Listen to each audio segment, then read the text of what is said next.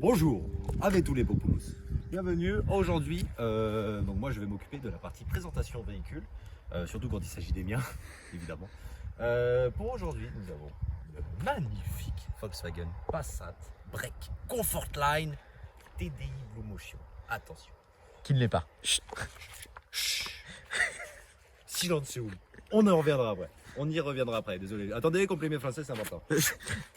Donc, je vous disais donc, Volkswagen Passat. Je te laisse te mettre ici pour faire un petit angle quand même assez sympathique de cette sublime voiture. De ce magnifique véhicule de haute qualité, bien sûr. Et honnêtement, j'adore ma dégaine d'aujourd'hui. C'est génial les vacances. On va parfaitement bien avec la voiture. Voiture de merde, quelle... Alors, attends, justement, c'est délicat, puisque honnêtement, moi je suis fan de véhicules allemands, encore plus quand il s'agit de berline. SUV, j'aime bien, attention, mais berline, j'adore. Donc ça va être difficile pour moi, mais je vais tenter de vous donner un avis constructif quand même sur cette Volkswagen Passat. On en reviendra après, mais niveau boîte moteur, je m'attendais à mieux de la part des Allemands quand même. J'entends lui. C'est magnifique. Je sais plus si j'ai dit, du coup je vais le redire au pire des cas. Version Comfortline, version essentiellement destinée aux commerciaux et autres VRP qui désirent un petit break sympathique pour taper beaucoup de bornes. A savoir que cette voiture-là a 5 ans. Oui, elle a 5 ans et elle a 130 000 km. Ça vous donne un peu une estimation quand même pas négligeable. Savoir que vous pouvez taper de grandes distances avec, par exemple avec le plein, puisqu'on y est, on va parler consommation vite fait, on va faire ça à la volée, c'est pas mal. En ville, vous êtes à 7 litres de consommation, ce qui est beaucoup, je trouve, pour le genre de moteur que c'est, etc. Mais je vous parle en urbain, hein, vous tapez que de la ville, maximum 50 km/h. Quand vous partez sur l'autoroute, là, la conso peut descendre à, je crois, le maximum que j'ai fait, c'est 5 litres 9. Économique, attention, TDI, Blue Motion, on le rappelle. 5,9 c'est pas dégueu, avec un plein vous faites à peu près 900 bornes. En respectant les limitations de vitesse, évidemment. Je te laisse te passer sur le côté. Alors, on va ouvrir les rétros quand même. Ah oui, petite parenthèse. Les clés se présentent comme ça, je suis un grand fanat des clés de voiture. Donc voici les clés de la Volkswagen. Avec le magnifique double qui fait un peu miskin à côté. Mais bon, il est là, tout va bien. Il est bien, il est présent, Comme je vous disais donc, TDI Blue Motion. Je ne sais pas ce que veut dire Blue Motion pour Volkswagen, mais depuis tout à l'heure je me fais sans l'accent. Blue Motion. Je crois qu'ils le disent Blue Motion. Oui, c'est Blue Motion. Blue Motion, pour moi, techniquement, ça voudrait dire une voiture qui est du coup diesel, mais avec un réservoir AdBlue. Moi, c'est comme ça que je le comprends. Sauf que cette voiture n'est pas dotée du réservoir AdBlue. Donc je sais pas si ça veut dire un peu comme chez BM, une espèce de Efficient Dynamic ou quelque chose comme ça. Pause. En fait, il faut savoir que ce que tu sais pas, c'est que la voiture s'est mangé un arbre à l'arrière. Le mec, il a reculé, tu vois, il faisait son credo. Ah oui. Paf! Tu m'as fait peur, j'ai cru qu'il y avait un truc sur Ils lui ont changé le coffre. Ils ont dit, on n'a pas le budget, on va aller à la casse, on va en trouver un. Ils ont pris un truc de Passat Blue Motion. Et en fait, la tienne, elle est pas Blue Motion. Et bah dans ce cas, pourquoi ils n'ont pas pris un coffre avec marqué W12? Parce que là, tu vendais du rêve. Mais moi toujours je vends du rêve. Celui qui paye, je lui vends n'importe quoi, c'est pas un problème. Personnellement, je trouve que la finition est plutôt pas mal quand même. Donc ça c'est un véhicule qui vaut 14 000 € plus ou moins sans la carte grise. Et pour à peu près 100 000 km plus ou moins. Moi j'ai acheté ça à un pro. Pour ça que vous payez, je crois qu'un pro généralement c'est 2 000 € plus cher qu'un particulier de manière générale. Franchement pour 15 000 € c'est pas dégueu, mais bon Volkswagen c'est ma première Volkswagen et je suis assez déçu globalement malheureusement. Mais donc pour revenir du coup sur la ligne de véhicule, peinture noire, métallisée, c'est pas déjà. Petite ceinture de vitre à l'huile, c'est beau. Dutch Qualitat. Dutch Qualitat. Ça, on entend les Allemands. Ça sonne creux. Rail de toit, lui. J'aime bien. Disons que pour une voiture de commercial, je trouve ça assez joli quand même, globalement. Honnêtement, ça passe. On va passer donc. Tiens, viens ici. Alors, comment ça s'ouvre? Comme ça. Simplement. Donc ici, vous avez cette voiture est donc dotée des sièges tissus. Perso, je les trouve pas dégueux d'ailleurs. Je trouve que voilà, les motifs ils sont là, c'est du siège tissu, mais c'est assez sympa. Des sièges qui englobent très bien, qui sont très confortables.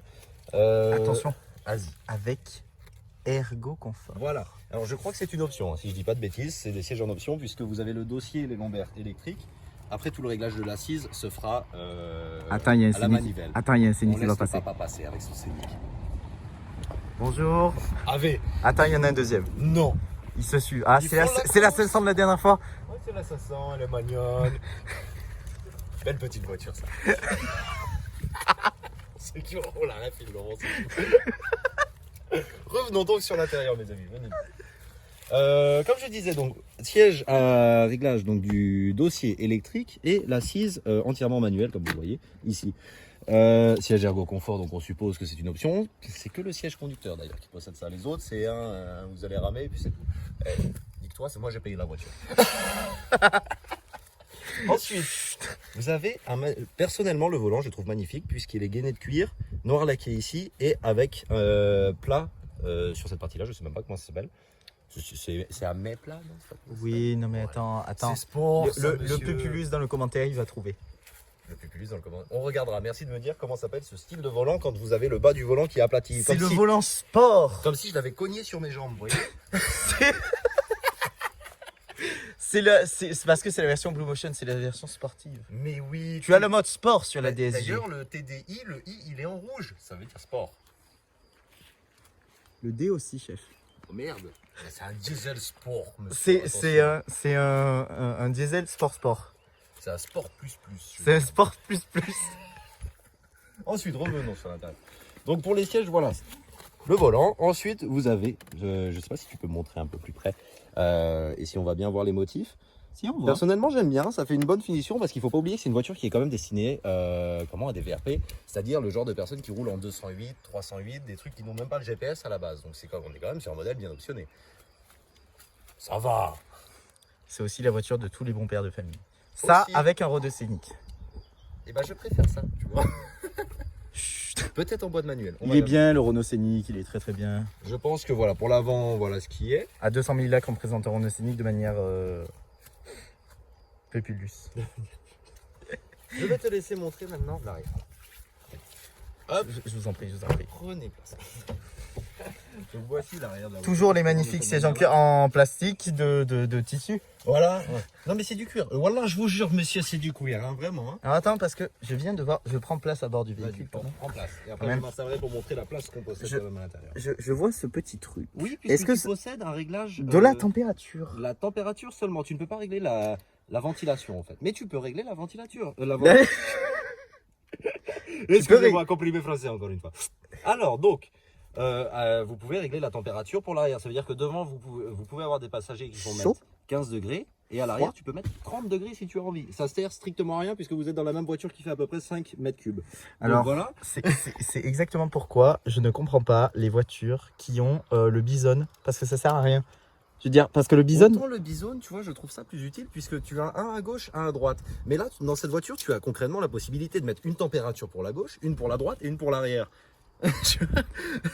t'as les voitures qui poussent encore le vis, genre, je crois que c'est chez... Quadrizone. Bon, oui, voilà, chez C'est tous une les hauts de option gamme. sur quasiment tous les modèles maintenant, il me semble, de mémoire. Une option que tu payes très cher, qui ne sert strictement à rien. Du moins, j'en ai pas trouvé l'utilité encore. Mais si. Maintenant, Voilà. si un constructeur veut me mettre une voiture avec le Quadrizone à disposition, moi je prends évidemment, il n'y a pas de problème. Peu importe la marque, vous inquiétez pas, on s'arrangera. Alors, je vais m'installer maintenant pour vous montrer. Donc, il faut savoir que les sièges à l'avant sont réglés, donc pour moi, 1m85. Oui, je sais, c'est beau, je suis grand. Non, je rigole, c'est de la merde. Vous voyez, les sièges devant sont réglés pour ma taille. Et à l'arrière, vous possédez quand même encore un Il y a un bel espace. Il y a un bel espace, honnêtement. Justement, La garde au toit aussi, la garde au toit aussi est pas mal. Ouais, elle est même pas dégueu du tout, hein, franchement. comparé à... Et c'est- Hein, la Jaguar. Voilà. Dans les Jaguars, je touche un peu. Donc la Jaguar qui est là-bas et la présentation viendra plus tard. Voilà, Bientôt, quand elle sera finie. Voilà, quand elle sera Ça finie. devrait pas tarder. Oui. Globalement, c'est une voiture où vous allez quand même avoir une sensation d'espace. Et moi, c'est ce que j'aime beaucoup dans les berlines allemandes, c'est que vous avez toujours une impression d'espace. Bon, je vous parle pas de BM série 3 ou autre Golf Break, je crois que c'est comme ça que ça s'appelle. Ou pour le coup, j'ai jamais essayé, donc je pourrais pas vous dire. Mais en tout cas, ça, c'est ce qui se rapproche, je crois, le plus d'une série 5 de chez BMW, pour donner un comparatif. La série 5 sera plus longue d'extérieur, mais vous aurez un intérieur qui est quand même beaucoup plus confiné, etc. C'est une voiture qui est vraiment optimisée. Vous allez d'ailleurs le voir avec le magnifique coffre. Attends, je vérifie s'il n'y a pas un cadavre. Non, c'est bon. Non, c'est bon, c'est bon. On les a sortis hier. Alors attends, parce que moi je... Ah, vas-y. Hein, la qualité. Oui, c'est mais il beau. sera pas tout seul.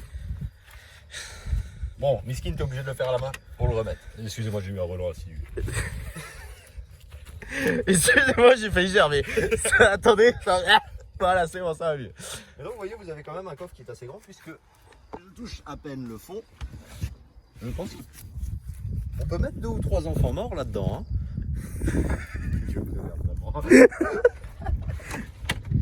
Donc, Pourquoi des enfants, des adultes morts? Ouais, mais on en met moins. C'est moins rentable, tu comprends? Là, c'est... Mais dis-moi, Jamy. Je ne dirai rien. Mais dis-moi, Jamy, on peut mettre aussi beaucoup de cocaïne dans ce coffre. Si on est un passeur de drogue de l'extrême, Oui, alors... pour faire des... Bah justement, tiens, la transition est toute trouvée, puisque j'ai perdu le nom, désolé, j'ai les papiers depuis hier. Rappelez-moi comment ça s'appelle? Go Fast, voilà. Le Go Fast. Pour Voilà. faire un petit Go Fast là en Le Espagne. Go Fast avec ça, et ben essayez. Ouais, j'ai que ça à vous dire, puisque avec 120 chevaux, vous n'allez pas aller bien loin. Hein, même si la Mégane RS DTX c'est pas un couteau de guerre quand même, qu'on peut trouver beaucoup mieux chez les Allemands, c'est pas avec celle-là que vous allez tracer les trucs. Donc justement, comme je le disais, le moteur, donc 1,6 120 chevaux, 4 cylindres, turbo évidemment, en diesel, encore une fois. C'est le moment où je me fais tôt, non ça va. Honnêtement, ça c'est ouvert une fois tous les 6 mois par mois. Le reste, voici une magnifique moteur. Moteur qui est très pratique pour rouler uniquement en ville. Quand vous êtes sur l'autoroute, ça peut servir à dépasser assez agréablement, ou même sur national évidemment. Ici sur cette voiture couplée à la magnifique boîte de vitesse robotisée DSG7, c'est de la merde. Non, j'exagère. Honnêtement, j'ai des mauvais points de comparaison sur ça pour le coup pour les boîtes automatiques. Moi, je suis un fan des boîtes automatiques. C'est même pas une question de flemme, c'est juste j'adore le principe de ne pas avoir à travailler à la place de la voiture. Franchement, je suis fan de cette idée. La boîte DSG, c'est une boîte qui bégaye. Pour le coup, ça, par contre, si vous roulez pas très vite et que vous accélérez pas trop, la voiture elle passe ses vitesses, bam bam bam, à la volée, en veux-tu, en voilà. Hein. Par contre, si vous accélérez un petit peu plus et que vous montez dans les tours, eh bien, vous allez sentir que la voiture va prendre une vitesse, l'amener, hop, pour aller rechercher une autre, ça prend beaucoup plus de temps. C'est vrai que pour l'avoir essayé, je dois avouer que effectivement, si on la conduit de manière douce, enfin de manière économique, je dirais. De manière économique, ça fonctionne très bien. Les rapports passent impeccablement. Il y a pas de, on sent pas d'à-coup ni rien. C'est vrai que dès qu'on commence à vouloir tirer un peu plus sur le moteur et tout ça, on sent que la boîte, c'est vrai, elle sait pas trop où elle va. On sait pas, elle veut passer la 2, elle veut passer la 4, je suis pas sûr. Et puis après, elle est là, on est à 30 km/h, elle va passer à 4ème. On va lui dire, les cocottes, ça va pas. Elle va dire, bah quoi, c'est pas qu'est-ce qu'il faut que je fais. Et on a aussi, alors ça c'est pour une histoire d'économie de carburant bien sûr, mais je trouve qu'on a toujours l'impression que le moteur il est sur le point de caler parce qu'elle roule très souvent en sous-régime, mais c'est simplement une question d'économie. D'ailleurs quand on se met en manuel, elle nous dit de passer les rapports pour essayer d'économiser du carburant. Mais on a une impression comme si elle allait caler et je trouve que c'est pas agréable. C'est pas, en fait, oui voilà, c'est ça, c'est pas agréable, c'est pas confort on va dire. Et puis même quand il faut relancer, du coup la boîte est obligée de monter, de descendre un rapport et du coup ça prend du temps, et voire 2, donc ça prend du temps. Si elle est en 18ème. Tu n'as pas parlé de l'œil devant. Ah, j'y reviens. Juste pour finir sur la boîte automatique, je peux évidemment me tromper, je suis loin de posséder la science infuse comme n'importe quel être humain sur Terre, il faut le rappeler. Mais je me base, pour comparer cette voiture, je base sur mon autre véhicule qui est mon véhicule plaisir et qui me sert à voyager. Mon véhicule perso en somme. Qui est une BM série 5, une 520 de 2015, donc on est sur les mêmes années, on est sur, je vais dire les mêmes motorisations, non malheureusement le 520 c'est un 190 chevaux. Mais peu importe, puisque la boîte de vitesse automatique BMW c'est la même depuis 2011 il me semble, celle qui a commencé à apparaître sur les X5 de mémoire, qui est une boîte de chez ZF. Donc une vraie boîte automatique à convertisseur de couple pour plus de détails. Merci ZF. Merci ZF. D'avoir fait, honnêtement, la boîte auto BM, c'est loin d'être la plus économique, je vous le conseille. Cependant, elle apporte un plaisir de conduite incroyable, la voiture ne bégaye pas. Elle passe ses vitesses assez rapidement. Franchement, c'est pas une double embrayage, hein, dis-moi. Non, là, tu es sur du double embrayage. C'est ouais, pour ça d'ailleurs. C'est robotisé, c'est pas ouf. Oui, mais de toute façon, toutes les boîtes double embrayage, c'est robotisé. Ah, merde. Et ben comme ça je sais, alors justement, ça c'est le groupe Audi, Porsche, Volkswagen, ils possèdent aussi Skoda. Oui. Honnêtement, Bentley. et là ça fait mal puisque... Et là, ça pique. Et Bugatti. Et là, Bugatti. Donc il faut savoir d'ailleurs pour la petite anecdote que la Bugatti Veyron et Chiron sont équipés de boîtes DSG, donc du groupe Volkswagen, qui ont simplement été étudiées et renforcées pour la puissance du moteur. Ah bah tu m'étonnes qu'ils l'ont renforcé parce que déjà avec 120 chevaux ça bégaye, l'autre qui fait 1600 chevaux, qu'est-ce que tu veux faire toi, tu vois? Parce que là, Mais moi je me demande ce que ça fait justement. Bugatti, si vous voulez nous envoyer une Chiron, pas de problème, on est là. On teste, il n'y a pas de souci. Maintenant je vais vous parler parce que Volkswagen il me semble que c'est des gens qui aiment bien mettre en avant dans leur pub la technologie à bord de leur véhicule. Oui. D'accord. Et la sécurité, la Et sécurité oui, active. plus la sécurité que la technologie. Et là on vous parle pas de GPS et machin, je vous parle de vraie sécurité. Donc cette voiture est dotée du coup des capteurs avant, arrière avec la caméra de recul. Au passage, caméra de recul qui dès qu'il va pleuvoir ne marche plus. Écoutez. Le véhicule a 5 ans, on le rappelle. Un véhicule qui a 5 ans, qui techniquement sort à peine de garantie presque. Hein. C'est vrai. Ben oui, la garantie, alors Volkswagen j'en ai aucune idée, ça doit être 3-4 ans comme les autres constructeurs à tous les coups. Oui. Voilà, donc on est là, dès qu'il pleut, ben, je sais pas pourquoi ça marche plus. Hein, voilà, c'est simple, hein, l'écran il devient noir. En fait elle va s'afficher les 3 premières secondes et puis après, vous avez plus. En plus de ça, donc c'est un véhicule qui est de série il me semble, avec, donc vous voyez ici le logo Volkswagen qui n'est pas en relief, qui est du coup le capteur de je ne sais même plus comment ça s'appelle. C'est pas ce qui sert aussi pour, le régulateur de voilà. vitesse. Il sert pour le régulateur de vitesse, pour détecter les piétons, les vélos que vous allez voir sur la route. En fait, c'est simple. Théoriquement, vous êtes sur un... Admettons, vous arrivez à un rond-point. Vous arrivez de manière assez rapide, vers 30-40 km/h. Et là, un piéton qui déboule sur le passage piéton. Et ben la voiture va le reconnaître et va freiner à votre place. Va d'abord émettre un son. Et si vous ne freinez pas, la voiture va piler à votre place. Capteur qui marche. Honnêtement, avec moi, il a dû marcher 2 fois en 4 mois. Parce que tu as essayé d'écraser 2 personnes. Peut-être. Du coup, ça veut dire que potentiellement, je ne suis pas en prison grâce à ça. Ce qui est pas mal. On peut le voir comme ça. On peut le voir comme ça. Mais moi, ce que je vois surtout, c'est que ça fait quand même maintenant 2 ans et demi que j'ai le permis et je n'ai buté personne. Et on rappelle quand même que donc le capteur est bien cassé puisqu'il a été chez Volkswagen. Et on rappelle le prix du capteur? Un plaisir. Je vous le dis comme ça. 2200 €. C'est cadeau, c'est pour moi. Avec la pause quand même. C'est qui me met presque le doute. Honnêtement, si je pense quand même 2200. On rappelle, la voiture 14 000 €. Hein. Vous rajoutez Et 5 ans. hein. Il y a déjà Et la 5 caméra qui marche pas Oui. et le logo à l'avant qui est pété. Aussi un petit truc, c'est tout con, mais moi je suis maniaque et j'aime bien quand c'est carré. Sur le levier de vitesse du coup automatique, vous savez, vous avez le PRND qui s'allume théoriquement. Il ne s'allume pas. Dieu seul y sait. Je sais pas, des petits aléas. C'est pour ça que justement pour faire la synthèse de cette vidéo, tiens, on va me mettre devant une magnifique voiture. Pour faire la synthèse de cette vidéo, globalement Volkswagen c'est une voiture qui, enfin c'est des modèles allemands que vous pouvez acquérir pour pas trop cher globalement. Soit j'ai vraiment pas de chance et je me suis porté l'œil avec l'œil qui est ici aussi. Et je me suis porté l'œil et je suis tombé sur la pire Volkswagen qu'il y avait en France, tu vois. Ou alors, eh ben, Dieu seul sait au final, franchement, moi je vais pas vous mentir, la voiture au bout de 4 mois elle dégage et puis bah, on verra. Sur ce, hein, si vous aimez ce format de vidéo, n'hésitez pas à lâcher un petit like, dites-nous ce qui vous a déplu ou ce qui vous a plu dans les commentaires, ça fait toujours plaisir, on dit tout de toute manière. Et je pense qu'on est bon. Je pense qu'on est bon. Bisous à famille.